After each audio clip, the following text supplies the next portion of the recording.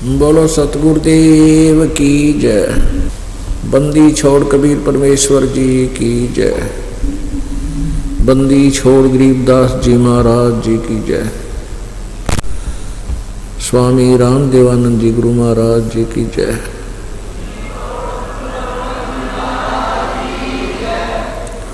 सर्व संतों की जय, सर्व भक्तों की जय, धर्मी पुरुषों की जय, श्री काशी धाम की जय, श्री छुडानी धाम की जय, श्री करोथा धाम की जय, श्री बरवाला धाम की जय। सत सोहे ग्रीब नमो नमो सतपुरुष को नमस्कार गुरु की नहीं। सुर नर मुनि जन साधुआ संतों सर्वस्ती नहीं। सतगुरु साहेब संत सब डंडो तुम प्रणाम। आगे पीछे मध्य हुए तिनको जा कुर्बान। नराकार निर्विषम काल जाल वैवंदनम निर्लेपम निज निर्गुणम अकल अनुवेशंदनम। सोहम सुरति समाप्तम सकल समाना निरतलय उज्ज्वल हिरंबर हरदमम बेपरवा अथा है वार पार नहीं मज्जतम।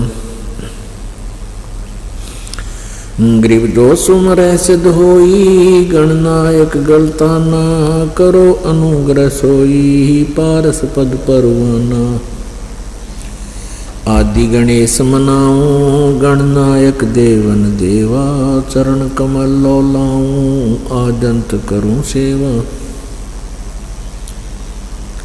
परम शक्ति संगीतम रिद्धि सिद्धि दाता सोई अवगत गुण अतीतम सत्य पुरुष निर्मोही जगदम्बा जगदीशम मंगल रूप मुरारी तन मन अर्पों शीशम भक्ति मुक्ति भंडारी। स्वर नर मुनि जन ध्यावे ब्रह्मा विष्णु महेशा शेष शेष मुख गावे पूजे आद्य गणेशा। इंद्र कुबेर सरीखा वरुण धर्म राजा में समर्थ जीवन जी का मन इच्छा फल पावे। 33 कोटि आधारा ध्यान से 88 उतरे भवजल पारा कट है यम की फांसी। 33 कोटि आधारा ध्यान से 88 उतरे भवजल पारा कट है यम की फांसी। कर जोरूं विनती करूं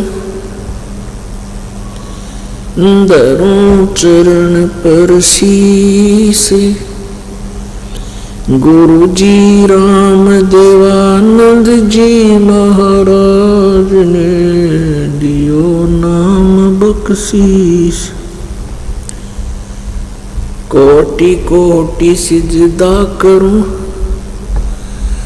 कोटि कोटि प्रणाम। चरण कमल में राखियो में बंदी जम गुलाम।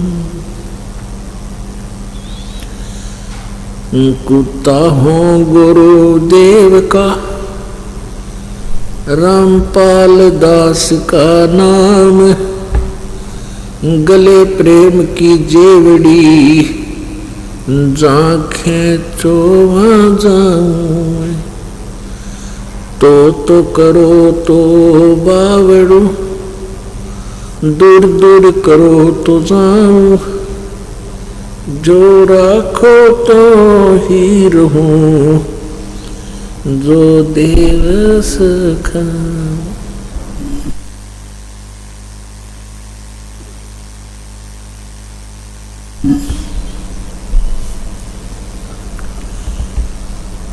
जय इब के सतगुरु मिले सब दुख आँखों रोए। चरणों ऊपर शीश धरूं कहूँ जो कहनी होए। कबीर साईं मिलेंगे पूछेंगे कुशलात आद अंत की सब कहूँ अपने दिल की बात।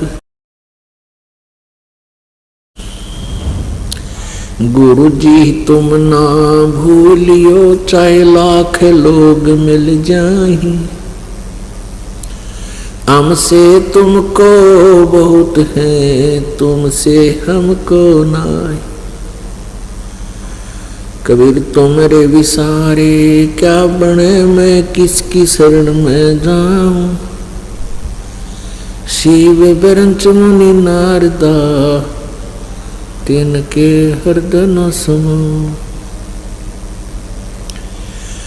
अवगुण किए तो बहुत किए करत न मनिहारे। बावे बंदा बख्श दियो बावे गर्दन उतारे। अवगुण मेरे बाप जी बख्शो गरीब नवाजे। जे मैं पूत कपूत हूँ बहुर पिता को लाज। मैं अपराधी जन्म का नक्शक बरे विकार। तुम दाता दुख भंजना मेरी करो संभाल। सूरत करो मम साइया हम हैं भव जल माही। आपे ही बह जाओगे जो तुम न पकड़ोगे माँ। ये बंदी छोड़ दयाल जी तुम तक हमारी दौड़े। जैसे कागज जहाज का अब सूझे और न ठोरे। परम पिता पूर्ण ब्रह्म सारी सृष्टि के रचनहार कुल मालिक कबीर परमेश्वर जी की असीम कृपा से आप जी को यह सत्संग श्रवण करने का शुभ अवसर प्राप्त हुआ है।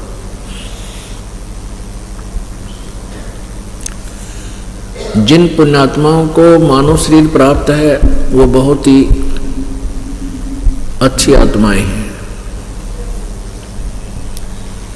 उनसे भी अच्छी वो आत्माएं हैं जिनको सत्संग प्राप्त होता है।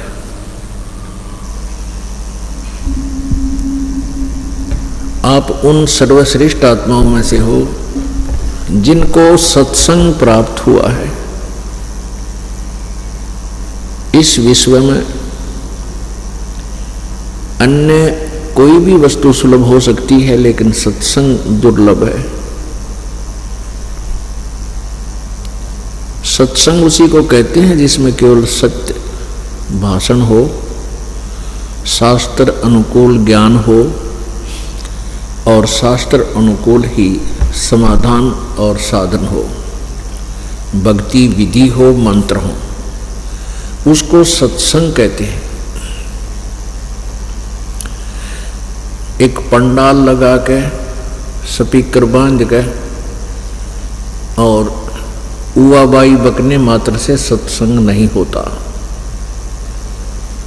तो पुण्यात्माओं इस विश्व में कहीं सत्संग नहीं है।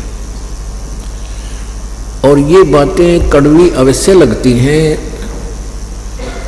इस विश्व में कहीं भी सत्संग नहीं है इस बरवाला सतलोक आश्रम बरवाला के अतिरिक्त। जो पुण्यात्माएं यथार्थ ज्ञान से परिचित नहीं हैं वो ये महसूस करते हैं कि ये संत जो है अभिमानी है, अपने आप को ही श्रेष्ठ सिद्ध करने की चेष्टा करता है। दास अभिमानी नहीं है लेकिन तत्वज्ञानी अवश्य है। गीता जी अध्याय नंबर 16 के श्लोक नंबर 23 में कहा है कि जो तत्व शास्त्र विधि को त्याग कर जो मनमाना आचरण करते हैं, मनमानी पूजाएं करते हैं, उनको कोई लाभ नहीं होता, आध्यात्मिक लाभ कोई नहीं होता। ना उनकी सिद्धि होती है, न उनको कोई सिद्धि प्राप्त होती है, न उनको कोई सुख प्राप्त होता है, और न ही उनकी गति होती है, मोक्ष होता है। फिर तुरंत ही श्लोक नंबर 24 में कहा है कि इससे तेरे लिए अर्जुन शास्त्र कर्तव्य और अकर्तव्य की व्यवस्था में, यानी कौन से भक्ति कर्म करने चाहिए और कौन से ना करने चाहिए, उनके लिए सद्ग्रंथ ही प्रमाण है। किसी अन्य व्यक्ति के कहने मात्र से अपने भक्ति मार्ग को तू चेंज मत कर देना, बदल मत लेना। पुण्यात्माओं, गीता जी अध्याय नंबर 7 के श्लोक नंबर 19 में गीता ज्ञान दाता कहता है कि जो मैंने 12 से लेकर 15 तक, श्लोक 12 से लेकर 15 तक और 16 से लेकर 18 तक जो ज्ञान दिया है वो मेरा विचार है। और उसमें क्या प्रमाण किया है कि तीनों गुणों रजगुण ब्रह्मा, सतगुण विष्णु, तमगुण शिव जी की पूजा व्यर्थ है। फिर अपने विषय में गीता ज्ञान दाता कहता है कि मुझ ब्रह्म की साधना करते हैं वो 4 प्रकार के हैं। एक आरत, अर्थार्थी, जिज्ञासु और ज्ञानी। ज्ञानी को छोड़कर 3 जो हैं ये भी व्यर्थ बताए हैं। भले ही वह ब्रह्म साधना कर रहे हैं लेकिन उनकी साधना ठीक नहीं। अपने कहते हैं ज्ञानी जो हैं ये मुझे अच्छे लगते हैं क्योंकि इन्होंने जान लिया है कि अन्य देवताओं की पूजा नहीं करनी चाहिए और मानव जीवन केवल परमात्मा प्राप्ति के लिए ही मिला है। और ये उद्धार आत्मा, ये नेक आत्माएं परमात्मा की प्राप्ति में समर्पित तो हैं, लेकिन ये मेरे वाली ही अनुत्तम साधना में लीन है। कारण क्या है? क्योंकि इनको तत्वदर्शी संत नहीं मिला। तो 7वें अध्याय के 29वें श्लोक में 19वें श्लोक में कहता है गीता ज्ञान दाता कि बहुनाम जन्मानाम अन्ते ज्ञानवान माम प्रपद्यते वासुदेव सर्वमिति स महात्मा सुदुर्लभ है। क्या बताया है कि जो 4 प्रकार के जिज्ञासु, आरत, अर्थार्थी और ये ज्ञानी हैं, ये 4 प्रकार के साधक हैं। ये मेरी साधना जो करते हैं ये भी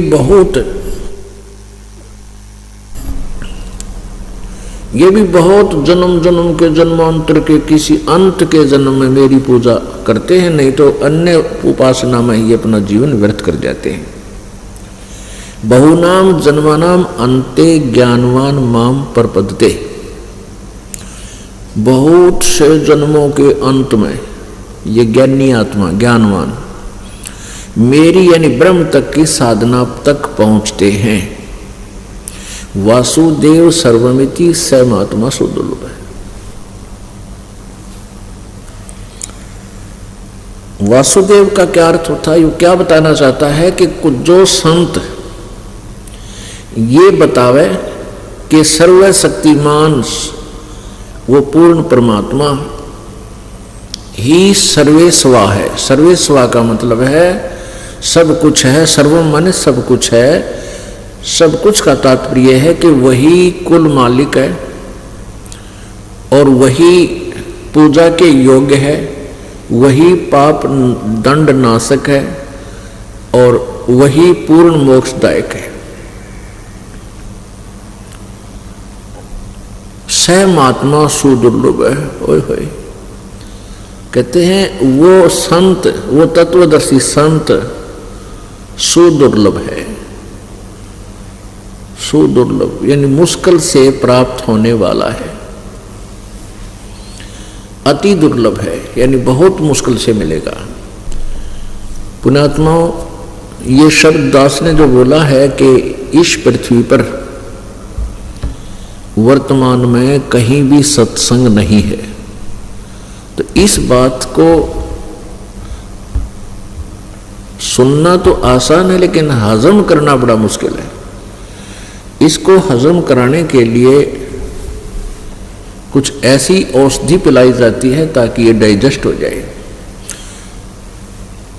क्योंकि कहने मात्र से तो सभी अपने अपने ज्ञान को, अपनी साधना को श्रेष्ठ मानते हैं, तभी तो वो लगे हुए हैं। यदि उन पुण्यात्माओं को ये पता लग जावे कि हम जो रास्ता पकड़ा है ये हमारा नहीं है, ये रास्ता हमारे घर को नहीं जा रहा है, तो तुरंत त्याग देंगे। अभी तक कोई किसी साइड में भी जा रहा है वो ये सोच रहा है मैं अपने घर को जा रहा हूं। यानी भक्ति मार्ग का अर्थ होता है वे ऑफ वर्शिप, पूजा की विधि, भक्ति का रास्ता, यानी अपने परमात्मा के पास जाने का वे, मार्ग। तो हमने जाना है अपने परमात्मा पूर्ण परमेश्वर के पास। उसकी विधि कौन सी है, उसका तरीका कौन सा है, वो साधन कौन सा है। तो सभी चल पड़े हैं और अब अपने साधन को, अपने अपने मार्ग को श्रेष्ठ माने बैठे हैं। और ये दास कह रहा है कि तुम्हारा ये मार्ग परमात्मा की तरफ जाने वाला नहीं है, आपकी साधनाएं, आपके मंत्र गलत हैं। तो इसमें नाराज नहीं होना चाहिए, इस बात से आपको अक्षुब्ध नहीं होना चाहिए। बुद्धिमान व्यक्ति विचार किया करते हैं कि ये क्यों कह रहा है कि तेरा मार्ग गलत है। आपके मार्ग को किसी ने गलत बताया है और आपने किसी से सुनकर उस मार्ग को ग्रहण किया है तो तुरंत पुनर्विचार करना चाहिए और प्रमाण लेना चाहिए। उससे पूछा भी क्यों, कैसे गलत बता रहे हो आप, हमें विस्तार से बताइए। फिर उस मार्ग को त्याग देना चाहिए और सुमार्ग को प्राप्त करना चाहिए, ग्रहण करना चाहिए। ये बुद्धिमता होती है। और फिर भी नहीं मानते हैं, उन अनाड़ी अज्ञानी संतों के द्वारा बहकाए हुए, और फिर भी उसी मार्ग पर चलते हैं, वही साधनाएं करते हैं। तो उनके विषय में क्या बताया है?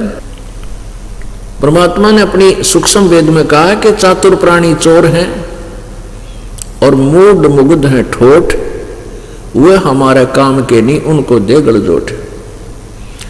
चातुर प्राणी वो संत हैं, वह ऋषि महर्षि नकली, जिनको ज्ञान कति नहीं, बात बनाओ मीठी मीठी, धरती आसमान एक कर देते हैं प्रवचन करते समय ऐसे लतीफेदार कहानी सुना के। उनके विषय में बता रहे हैं कि चातुर प्राणी चोर हैं और मूढ़ मुग्ध हैं ठोठ। जो ये दास ज्ञान बता रहा है आपको, प्रमाण दिखा रहा है, और फिर भी इनको नहीं मानते हैं, कहते वो ठोठ हैं, मूढ़ हैं।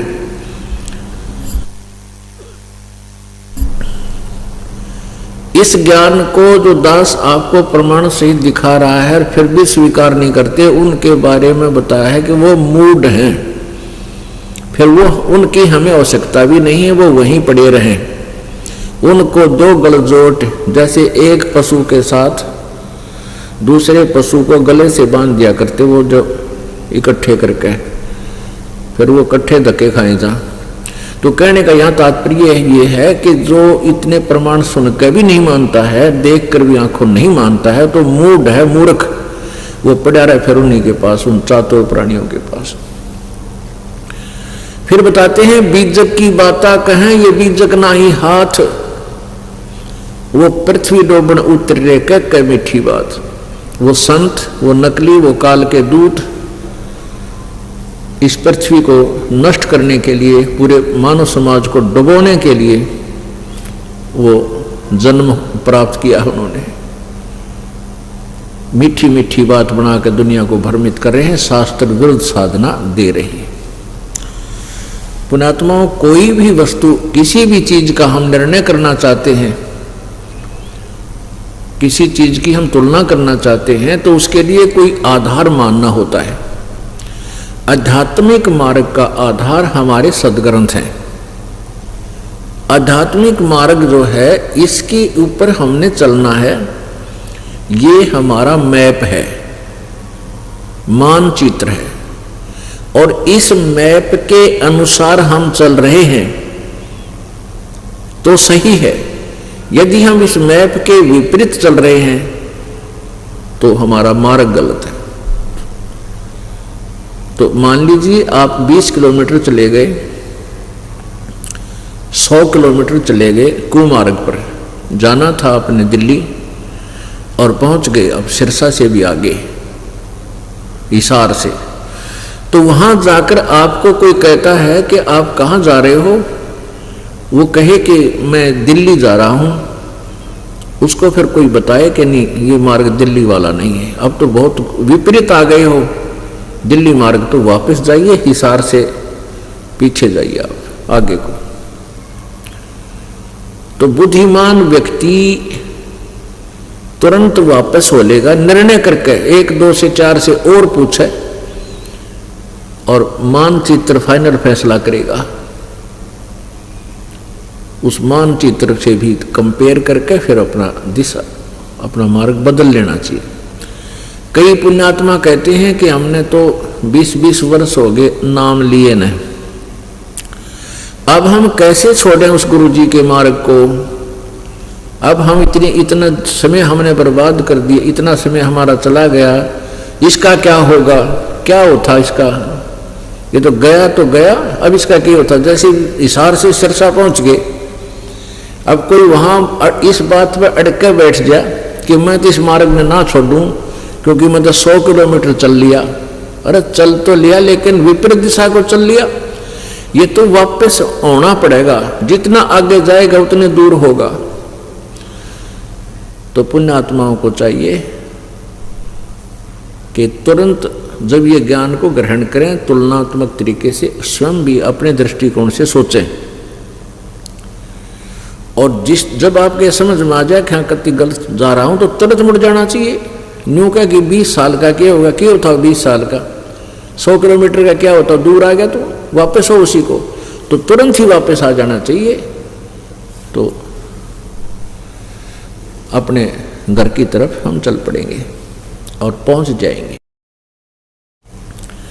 इसी प्रकार कई प्रकार की मन में धारणाएं बनी हुई होती हैं, कह देते हैं कि कोई कहता भाई गुरु नहीं बदलना चाहिए, भाई ये बिना ज्ञान की बातें हैं, ये कति अनजान आदमी का आकर ऐसी बातें, गुरु नहीं बदलना चाहिए।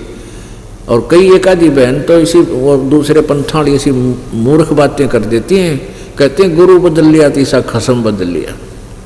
अरे मूर्ख हो, कहाँ गुरु का दर्जा, कहाँ पति का दर्जा, गुरु तो एक डॉक्टर है, और डॉक्टर से एक डॉक्टर से इलाज नहीं हो रहा है तो तुरंत त्याग देना चाहिए, उसके द्वार पर मरना काय की समझदारी है जब उसने कहेगा ना मेरा ट्रीटमेंट सारा गलत दे रखा।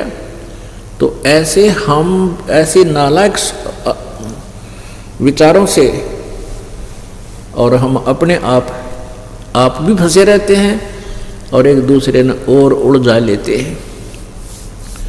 अब हम ये निर्णय करना चाहते हैं, आध घंटे का सत्संग आपको देंगे कि इस दास ने कहा कि न तो ब्रह्मा विष्णु महेश, यानी सत्संग नहीं इनके पास, यथार्थ ज्ञान नहीं, सत्संग का अर्थ होता है यथार्थ भक्ति ज्ञान मार्ग, ना ब्रह्मा विष्णु महेश जी के पास यथार्थ ज्ञान तत्व ज्ञान, फिर अन्य इनके पुजारियों के पास होगा कहाँ से, अंडरस्टूड है। बुद्धिमान के लिए कहते हैं समझदार को संकेत ही बहुत होता है। अब जैसे श्रीमद् देवी भागवत अर्थात दुर्गा पुराण में, शक्ति पुराण में 28-29 पृष्ठ पर लिखा है कि ब्रह्मा नारद जी से व्यास जी पूछ रहे हैं कि ये विष्णु जी भी तपस्या करते हैं और ये किसकी साधना करते हैं। नारद जी ने कहा कि यही प्रसन्न मेरे पिताजी के हृदय में, ब्रह्मा जी के हृदय में उत्पन्न हुआ था कि एक समय श्री विष्णु भगवान जी घोर तप कर रहे थे, महान तप कर रहे थे। तो ब्रह्मा जी ने उनसे पूछा कि हे प्रभु, आप तो देवताओं के भी देवता हो, सारी सृष्टि के मालिक हो, आप भी किसकी पूजा करते हो। अब विष्णु जी कहते हैं कि मैं दुर्गा की पूजा करता हूँ। और दुर्गा से ऊपर मैं कोई भगवान नहीं जानता, मैं किसी देवता को नहीं जानता। आलिया श्री विष्णु जी के और ब्रह्मा जी के, नारद जी के और व्यास जी के उस अध्यात्म ज्ञान का अंत ना व्यास जी ने बेरा कि आराध्य देव कौन है, वास्तव किस भगवान की पूजा करनी चाहिए, ना नारद जी को पता, ना ब्रह्मा जी को पता और ना विष्णु जी को पता। विष्णु जी कहते हैं मैं दुर्गा से ऊपर किसी और भगवान ने ना जानता। और दुर्गा जी क्या कहती है 7वें स्कंद में, ये प्रथम स्कंद की बात है देवी भागवत की जो अभी आपको सुनाई। अब 7वें स्कंद में 562 पृष्ठ पर दुर्गा हिमालय को ज्ञान दे रही है और ब्रह्म के बारे में जानकारी दे रही है। कहती हैं और सब बातें त्याग दे, केवल ब्रह्म की पूजा करो, उसका ओम नाम है, वो ब्रह्मलोक में रहता है और किसी की पूजा मत करो, और वही पूजा के योग्य है और कोई पूजा के योग्य नहीं है। अब दुर्गा ने ब्रह्म को फाइनल कर दिया, ओम नाम बता दिया। अब ब्रह्म कहता गीता जी के अंदर 8वें अध्याय के 13वें श्लोक में यो गीता ज्ञानदाता ब्रह्म श्री कृष्ण जी में प्रवेश करके यो सर्वब्रह्म सर्वपुरुष, जिसको ज्योति निरंजन काल भी कहते हैं, ये श्री कृष्ण जी में प्रेत की तरह प्रवेश करके बोलता है, गीता जी का ज्ञान दे रहा है। 8वें अध्याय के 13वें श्लोक में कहता है कि मुझ ब्रह्म का ओम इति एक अक्षरम ब्रह्म व्यवहारन माम अनुसमरण, और ये प्रयाति तजन देहम सयाति परमाम गतिम। मुझ ब्रह्म का केवल एक ओम अक्षर का, एक अक्षर का ओम मंत्र है, नथिंग एल्स, और उच्चारण करके सुमन करने का। और जो अंतिम श्वास तक शरीर त्याग कर जाते समय तक जो इस ओम नाम का जाप करता है वो मेरे वाली गति को प्राप्त होता है। अपनी गति को 7वें अध्याय के 18वें श्लोक में कहता है कि ये ज्ञानी आत्मा उद्धार तो है, नेक है मेरे विचार में, लेकिन ये मेरे वाली ही अनुत्तम गति में स्थित है, यानी घटिया साधना, मेरे वाली घटिया साधना में लीन है, क्योंकि इनको तत्वदर्शी संत नहीं मिला। अब ब्रह्म तो कह रहा है कि 18वें अध्याय के 62वें श्लोक में कि अर्जुन तू सर्वभाव से उस परमेश्वर की शरण में जा जिसकी कृपा से तू परम शांति और शाश्वत स्थान यानी सनातन परम धाम उस सतलोक को प्राप्त होगा, अमर लोक को प्राप्त होगा, फिर तेरा पूर्ण मोक्ष हो जाएगा। उसके बारे में क्या बताते हैं कि 8वें अध्याय के प्रथम मंत्र में गीता ज्ञानदाता से अर्जुन ने पूछा कि वो किम तत्ब्रह्म। आपने जो 7वें अध्याय के 29वें श्लोक में जिस तत्ब्रह्म के बारे में जानकारी दी है कि उसको जानने के उपरांत फिर ये प्राणी जरा और मरण से ही छूटने का प्रयत्न करता है और किसी वस्तु की चाह उसको नहीं रहती, तो वो कौन किम तत्ब्रह्म, वो तत्ब्रह्म कौन है? 8वें अध्याय के प्रथम श्लोक में प्रश्न किया अर्जुन ने। गीता ज्ञानदाता ने 8वें अध्याय के 3रे मंत्र में उसका उत्तर दिया है कि वो परम अक्षर ब्रह्म है, परम अक्षर ब्रह्म। पुण्यात्माओं, आज मानव इतना माइंडेड है, परमात्मा की दया है, इतने बुद्धिमान बच्चे बेटा बेटियां उत्पन्न हो रहे हैं, और जो बुजुर्ग हैं वो भी बहुत सियाने हो गए, मोबाइल कान कर रखे हैं, हर तरह से मतलब वो बुद्धिमान हो गए हैं। और जो हमारी एज के हैं तकरीबन, वो उसमें पढ़ाई शिक्षा शुरू हो गई थी, उससे पहले के हैं वो थोड़े बचरे हैं और उनको भी समझाया जा सकता है। तो कहने का भाव ये है कि यहाँ हमने समझना है कि यहाँ कौन परमात्मा है जिसकी हम पूजा करें। जैसे गीता जी अध्याय नंबर 15 के श्लोक नंबर 1 से 4 में और 16 और 17 में यहाँ 3 परमात्मा क्लियर करे हैं। उल्टा लटका हुआ संसार रूपी वृक्ष का उदाहरण देकर बताया है कि ऊपर ने तो परम अक्षर ब्रह्म है, ऊपर को जड़ है संसार रूपी वृक्ष की, यानी मूल मालिक। जड़ का अर्थ होता मूल, मुख्य। ऊपर को जड़ समझो, जहाँ से सबकी उत्पत्ति होती है, जो सबसे बाहर अंकुर फूटते हैं, वो जड़ है ऊपर ने उस संसार रूपी वृक्ष की। और नीचे ने तीनों गुण रूपी शाखा, रजगुण ब्रह्मा, सतगुण विष्णु, तम गुण शिव जी। और जो संत इस उल्टे लटके हुए संसार रूपी वृक्ष को सभी विभागों सहित बता देगा कि जड़ मुख्य, जड़ माने मूल मालिक कौन है, और बाहर जो तना दिखाई देता है वो कौन है, उसे मोटी डार निकलती है वो कौन, भगवान है, और वो शाखाएं जो होती हैं वो क्या है। तो परमेश्वर कबीर जी ने आकर ही ये तत्व ज्ञान इस संसार में आध्यात्मिक ज्ञान दिया था, सत्संग बताया था। खुद पूर्ण परमेश्वर ने, परम अक्षर ब्रह्म ने इस पृथ्वी पर आकर के अपने नियमानुसार, अपने विधान अनुसार वो वहाँ से चलकर आते हैं, यहाँ श्रेष्ठ आत्माओं को मिलते हैं और फिर उनको तत्व ज्ञान से प्रेरित ओतप्रोत कर देते हैं। तो उन्होंने आकर स्वयं बताया था कि अक्षर पुरुष एक पेड़ है, जो ही इससे बाहर निकलते ही, जमीन से बाहर निकलते ही जो वृक्ष का हिस्सा शुरू होता है वो तना होता है। तो तना तो समझो ये तो अक्षर पुरुष है, अक्षर ब्रह्म कहो चाहे अक्षर पुरुष कहो। फिर उससे आगे एक मोटी डार निकलती है कई, उनमें से एक मोटी डार को समझो वो शर पुरुष है, शर पुरुष है, शर। इसको हम सीधा देसी भाषा में, संत भाषा में क्षर पुरुष बोल देते हैं। क्षर ब्रह्म कहो या इसे क्षर पुरुष कहो। उस क्षर ब्रह्म से उस मोटी डार के आगे शाखाएं हैं, 3 शाखाएं, तो तीनों देवा शाखा है, रजगुण ब्रह्मा, सतगुण विष्णु, तमगुण शिव जी रूपी। अक्षर पुरुष एक पेड़ है, निरंजन वाकी डार, निरंजन भी कहते हैं क्षर पुरुष को, और तीनों देवा शाखा है, ये पात रूप संसार। तो परमेश्वर कबीर देव जी ही स्वयं तत्वदर्शी संत की भूमिका करने यहाँ आए थे, क्योंकि काल भगवान ने पूरे मानव समाज को शास्त्र विरुद्ध साधना से ओतप्रोत कर रखा है। वो परमात्मा इसी उद्देश्य से यहाँ आते हैं कि तत्व ज्ञान प्रचार करें, अपने बच्चों को जहाँ से ये आए हैं वहाँ का स्थान बताएं, वहाँ जाने की विधि बताएं, और वही बताकर जाते हैं। तो यहाँ बताया है कि 3, फिर क्या बताया कि जब तुझे तत्व ज्ञान हो जा, 15वें अध्याय के 4थे श्लोक में, उसके पश्चात उस परम पद परमेश्वर की खोज करनी चाहिए।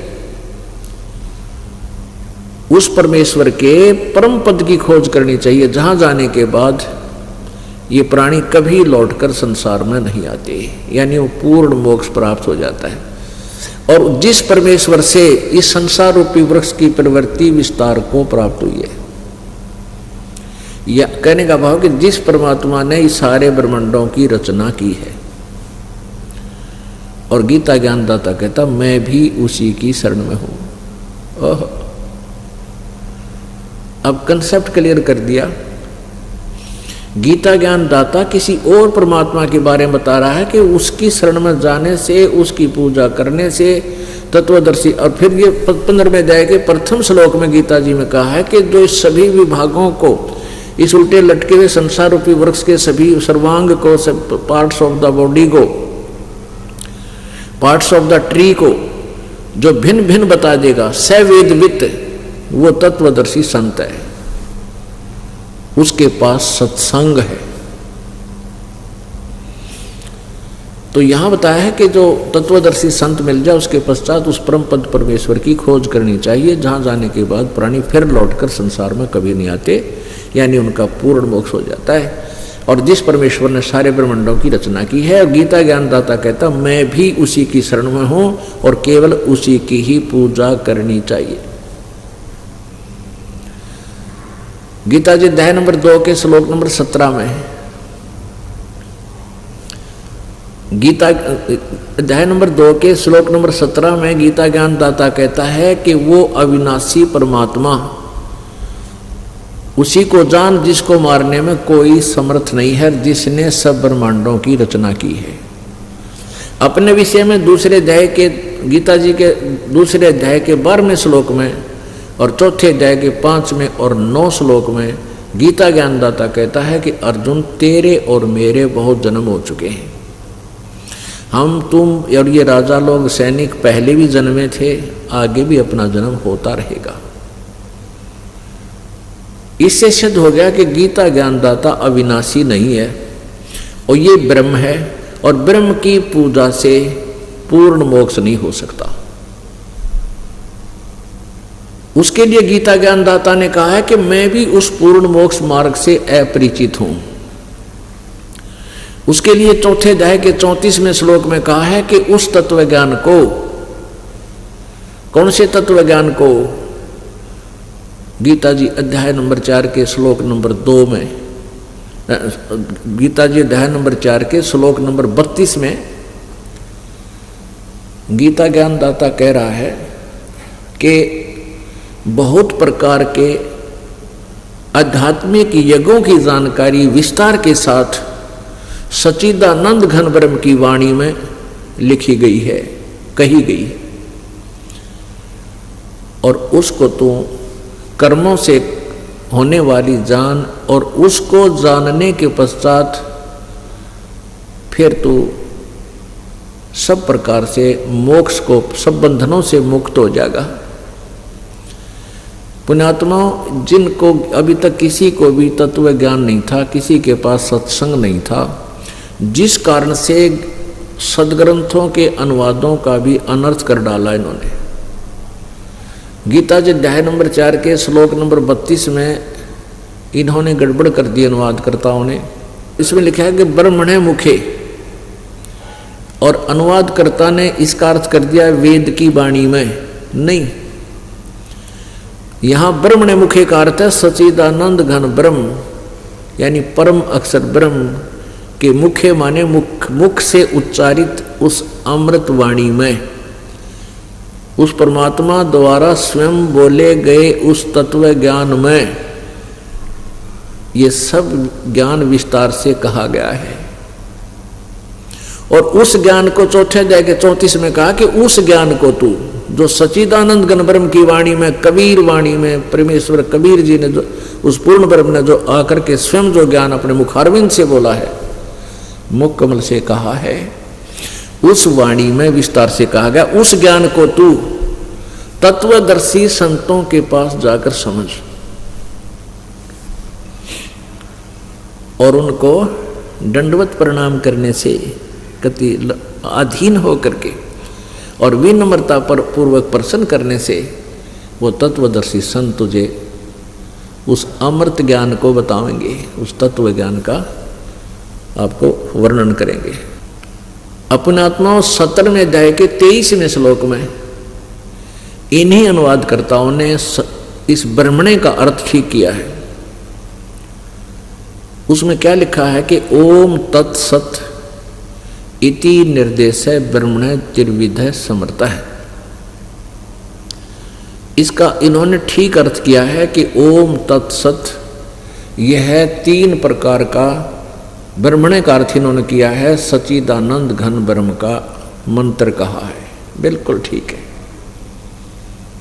यहां ब्रह्मणे का अर्थ सच्चिदानंद घन ब्रह्म सही कहा, वहां ये विचल गए, विचलित हो गए कि भगवान गीता बोलने वाला और किस परमात्मा के विषय में बोल रहा है, उस वहां इन्हें गलत कर दिया और यहां ठीक लिखा है। तो वहां सच्चिदानंद घन ब्रह्म ही आप समझें उस गीता जी में जो गलत लिखा है। थोड़ा सा आपको दिखाते हैं रूबरू करके।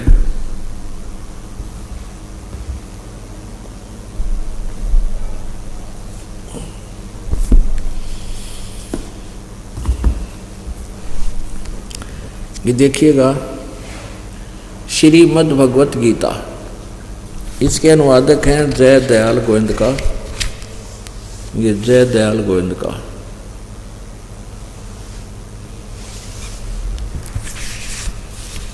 श्रीमद् भगवत गीता,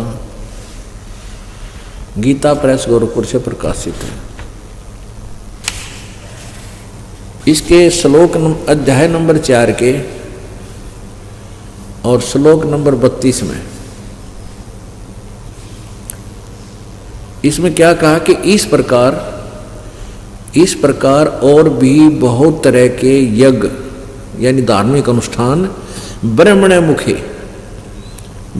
मुखे का अर्थ कर दिया इन्होंने वेद की वाणी में, नहीं, यह गलत कर दिया। यह लिखना था सच्चिदानंद घन ब्रह्म की मुख से उच्चारित वाणी में, मुखे उसके द्वारा बोले गए ज्ञान में स्वयं आकर बोले, यानी सच्चिदानंद घन ब्रह्म की वाणी में विस्तार से कहे गए हैं। अब यहाँ देखिएगा 70वें अध्याय का, इसमें क्लियर होगा ब्रह्मणे का अर्थ क्या है। अब 23वां श्लोक इसका, यहाँ देखिएगा इन्होंने यहाँ अनुवाद ठीक किया है।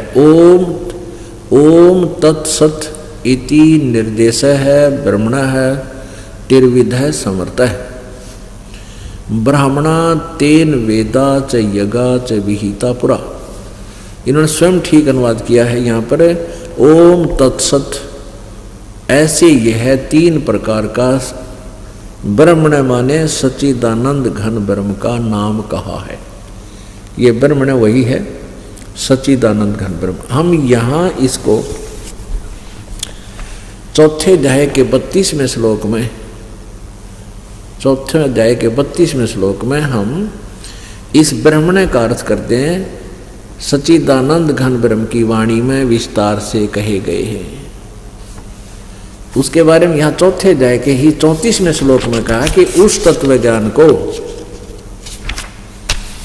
अध्याय नंबर 4 का और श्लोक नंबर 34, उस ज्ञान को जो सच्चिदानंद घन ब्रह्म की वाणी में बोला गया है, कबीर वाणी में गया क्या बोला गया है, उस ज्ञान को तू तत्वदर्शी ज्ञानियों के पास जाकर समझ। इसे सिद्ध है कि गीता ज्ञान दाता से कोई और ज्ञान है और उसका बताने वाला भी कोई और है, उनसे भली बाती समझ। उस ज्ञान को तू तत्वदर्शी ज्ञानियों के पास जाकर समझे, उनको भली भांति दंडवत प्रणाम करने से, उनकी सेवा करने से, कपट छोड़कर सरलतापूर्वक प्रसन्न करने से वे परमात्म तत्व को, यानी तत्वदर्शी न, वो तत्वदर्शी संत ज्ञानी महात्मा तत्व ज्ञान का तुझे उस तत्व ज्ञान का उपदेश करेंगे। अब इसमें ये स्पष्ट करना था कि इन्होंने यहाँ अनुवाद गलत कर दिया, क्योंकि जहाँ भी ये विचलित हो जाते हैं वहीं गड़बड़ कर गए। और भोली आत्माएं थी, इनको संस्कृत के ज्ञाता जान करके इनके द्वारा किए गए अनुवाद में कोई जो है शंका नहीं कर पाए। अब इस दास के ऊपर कृपा की परमेश्वर ने, वो ज्ञान वाली आँखियाँ दास की खोल दी और तब ये ज्ञान समझ में आया और आपको दास बता रहा है। अब ये तो कंसेप्ट क्लियर हो गया कि न तो ब्रह्मा जी को ज्ञान, ब्रह्मा जी को सत्संग प्राप्त, और न विष्णु जी को, न Vyas ji writer of the Vedas and Gita ji and 18 Purana, 18 पुराणों का, गीता जी का और वेदों का जो राइटर है, लेखक है ओनली, वो ज्ञान का वक्ता नहीं है इन वेदों और गीता का।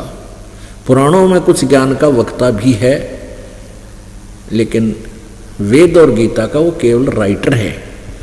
और वक्ता कौन है वेदों का? ये ब्रह्म है, ज्योति निरंजन है, 21 ब्रह्मांड का स्वामी है। उसने ये ज्ञान बोला और वेद व्यास को दिव्य दृष्टि दे दी।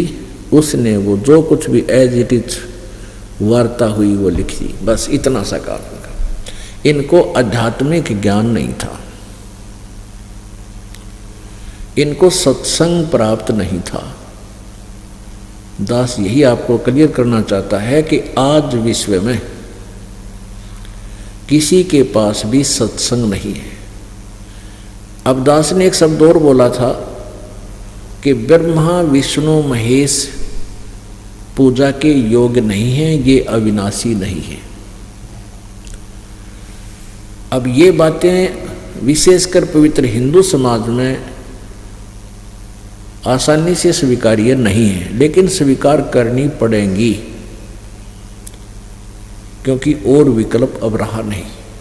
हम जिन सद्ग्रंथों को सच्चा मानते हैं, सत्य ज्ञान युक्त मानते हैं, और उन्हीं ज्ञान में, उन्हीं सद्ग्रंथों में जो लिखा है वो तो आप जी को मानना ही चाहिए और मानना ही पड़ेगा। उसको भी नहीं मानते हो तो फिर आप भक्ति लाइन के व्यक्ति नहीं हो, आप ड्रामा कर रहे हो।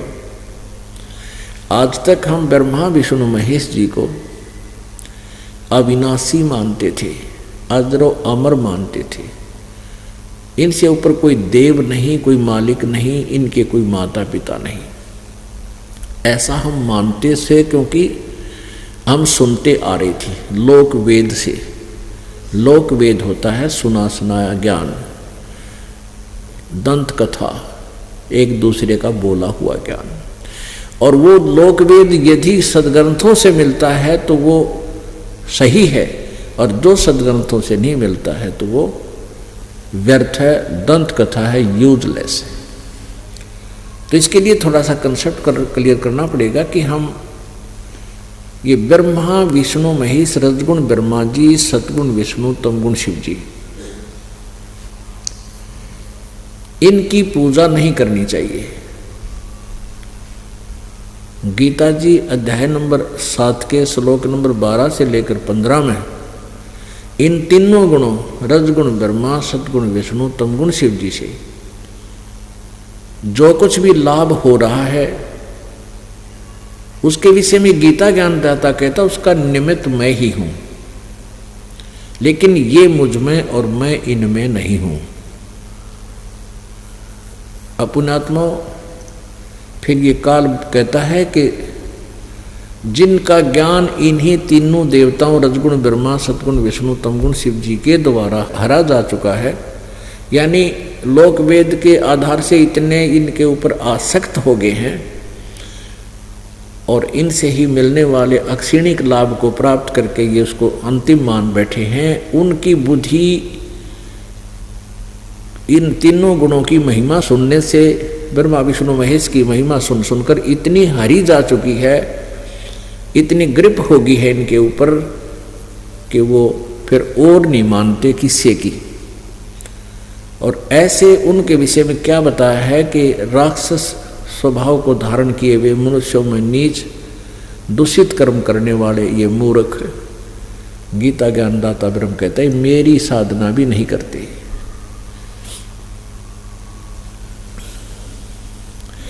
पहले तो आपको कंसेप्ट क्लियर करते हैं कि रजगुण ब्रह्मा है, सतगुण विष्णु, तमगुण शिव जी।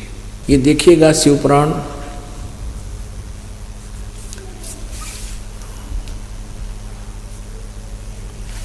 गीता प्रेस गोरखपुर से प्रकाशित है।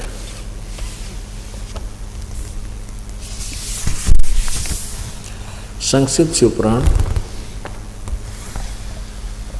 संपादक हनुमान प्रसाद पोदार, प्रकाशक एवं मुद्रक हैं गीता प्रेस गोरखपुर, गोविंद भवन कार्यालय कोलकाता का संस्थान।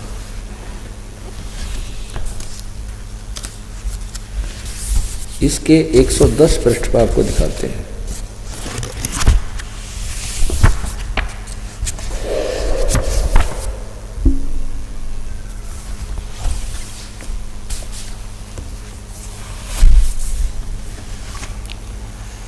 एक 110 पृष्ठ पे, और ये है 9वां रुद्र संहिता अध्याय नंबर 9 के लास्ट में। इसमें क्या लिखा है कि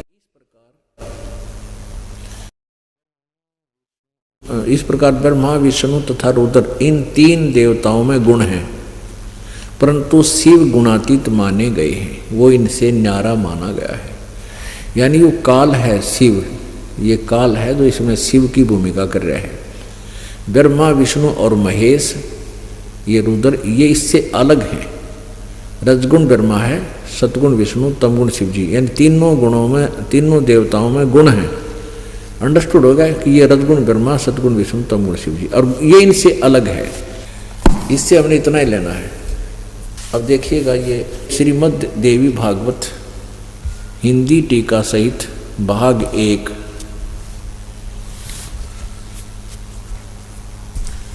ये कहाँ से प्रकाशित है? अथ देवी भागवतम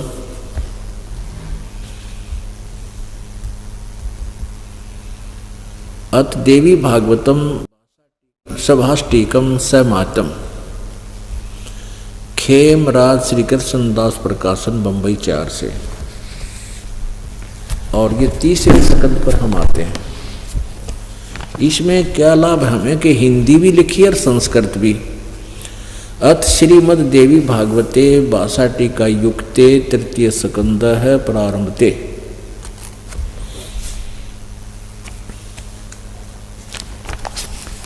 इसके 11 नंबर पृष्ठ पे, इसके 11 नंबर पृष्ठ पे आप देखिएगा, 11 नंबर पृष्ठ 3 स्कंद का अध्याय नंबर 5 के और श्लोक नंबर हम 7 को पढ़ेंगे। 8 को, ये 7वां या खत्म हुआ 8वां। हे माता, शंकर जी बोल रहे हैं, हे माता, यदि हमारे ऊपर आप सदा दया युक्त हैं हो तो हमको तमोगुण में किस प्रकार प्रदान किया है। ये प्रधान शब्द नहीं है, यह दिखाएंगे संस्कृत में। इसका अर्थ है कि आपने मुझे सत्य तमोगुण किस प्रकार बनाया है, प्रदान किया। और ब्रह्मा को रजोगुण और हरि सतोगुण। अब यहाँ देखेंगे, ये संस्कृत है, 7वां श्लोक अंत हुआ और 8वां प्रारंभ होता है। यदि दया धर्मना, यदि दया धर्मना न सदा अंबिके कथम अहम विहित है, किस प्रकार मैं बना दिया तमोगुण, किस प्रकार मैं तमोगुण बना दिया, क्यों जन्म दिया, उत्पन्न कर दिया। और कमल जय, कमल से उत्पन्न होने वाले ब्रह्मा को रजोगुण संभव है, तो किस पर क्यों इसको रजगुण बना दिया। सुवित किमु तो सतोगुण हरि, और विष्णु को तुमने सतोगुण क्यों बना दिया। इति सिद्धम रजगुण ब्रह्मा है, सतगुण विष्णु, तमगुण शिव जी। आज के सत्संग का विषय है, जैसे परमात्मा की वाणी में 3 लोक और भवन चतुर्दश, कोई नहीं सत्संगी। 3 लोक और भवन चतुर्दश में कोई भी सत्संगी नहीं है, यानी कोई भी तत्व ज्ञान से परिचित नहीं है। जो सत्संग से परिचित नहीं है, कहीं भी सत्संग नहीं होता, केवल दंत कथाएं सुनाई जाती हैं, लोक वेद सुनाई जाती है। अब इससे पहले थोड़ा सा और कंसेप्ट क्लियर करते हैं कि ब्रह्मा विष्णु महेश नासवान हैं। श्रीमद् देवी भागवत गीता प्रेस गोरखपुर से प्रकाशित।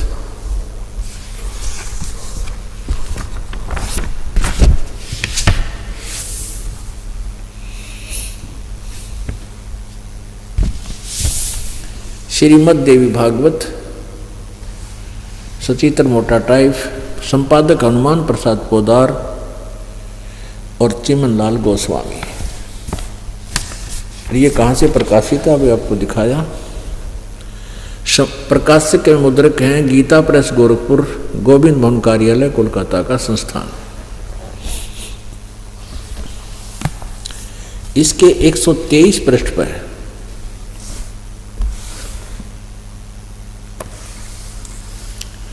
तीसरे स्कंद में इसमें शंकर भगवान जी अपनी माता दुर्गा की स्तुति कर रहे हैं। तुम शुद्ध स्वरूपा हो, यह सारा संसार तुम ही से उद्भासित हो रहा है। मैं ब्रह्मा, विष्णु जी कह रहे हैं, मैं ब्रह्मा और शंकर हम सभी तुम्हारी कृपा से विद्यमान हैं। हमारा आविर्भाव और तिरोभाव हुआ करता है। आविर्भाव माने जन्म, तिरोभाव माने मृत्यु। विष्णु जी कह रहे हैं हमारा जन्म और मृत्यु हुआ करता है, हम अविनाशी नहीं है। केवल तुम ही नित्य हो, जगत जननी हो, प्रकृति और सनातनी देवी हो। शंकर भगवान बोले देवी, यदि महाभाग विष्णु तुम्ही से प्रकट हुए हैं तो उनके बाद उत्पन्न होने वाले ब्रह्मा भी तुम्हारे ही बालक हुए। फिर मैं तमोगुणी लीला करने वाला शंकर क्या तुम्हारी संतान नहीं हुआ? अर्थात मुझे भी उत्पन्न करने वाले तुम ही हो, करने वाली तुम ही हो। सिवे संपूर्ण संसार की सृष्टि करने में तुम बड़ी चतुर हो। ओहो, इस संसार की सृष्टि, स्थिति और संहार में तुम्हारे गुण सदा समर्थ हैं। उन्हीं तीनों गुणों से उत्पन्न हम, यानी ब्रह्मा, विष्णु और शंकर। ब्रह्मा रजगुण, विष्णु सतगुण और शंकर तमोगुण नियमानुसार कार्य में तत्पर रहते हैं। पुण्यात्मा, इस प्रसंग से ये कति स्पष्ट हो गया। इस प्रसंग से ये बिल्कुल स्पष्ट हो गया कि रजगुण ब्रह्मा है, सतगुण विष्णु और तमगुण शिव जी, और ये तीनों नासवान हैं। इनकी माँ दुर्गा है, और एक अलग से सुन दिखाएंगे जो इनका पिता, ये काल रूपी ब्रह्म ज्योति निरंजन है, जो शिव पुराण की रुद्र संहिता अध्याय नंबर 5, 6, 7 में स्पष्ट वर्णन है कि काल रूपी ब्रह्म से इन तीनों की उत्पत्ति हुई, ब्रह्मा, विष्णु और शिव की, इस महेश की, रुद्र की है। और ये भी कंसेप्ट क्लियर हो गया कि ये रजगुण ब्रह्मा है, सतगुण विष्णु, तमगुण शिव जी। और चौथा ये कंसेप्ट क्लियर हो गया कि ये केवल वर्क डन ही दे सकते हैं, नियमानुसार जो भी कर्म जिसका है उतना ही फल दे सकते हैं। अब हम पढ़ाएंगे आपको गीता जी अध्याय नंबर 7 के श्लोक नंबर 12 से लेकर 15 तक। आपका आसानी तो समझ में आ जाएगी। ये तत्व ज्ञान, ये कड़वी गुनीन जो है आसानी से गले उतर जाएगी।